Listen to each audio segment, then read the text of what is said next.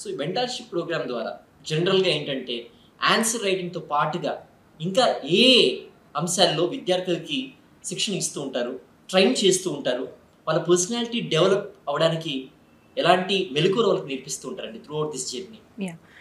Answer writing రాయడము, feedback ఇవ్వటము నార్మల్గా టెస్ట్ సిరీస్తో ఆల్రెడీ అన్ని కోచింగ్ ఇన్స్టిట్యూట్స్ చేస్తున్న పనే.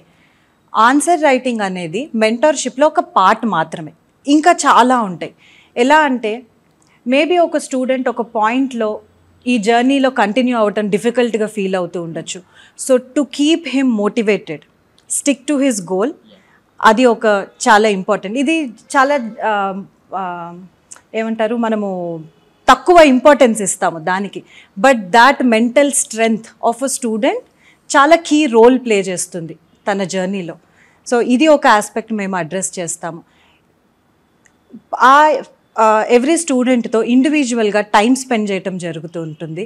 సో ఎన్రిచ్మెంట్ కోసం అని చెప్పి మటీరియల్ ఇవ్వటము, సిలబస్ని డీకోడ్ చేసి ఆ స్టూడెంట్ యొక్క స్ట్రెంగ్స్, వీక్నెసెస్ని బేస్ చేసుకొని ఒక టైలర్డ్ మేడ్ స్ట్రాటజీ ఇవ్వటం జరుగుతుంది.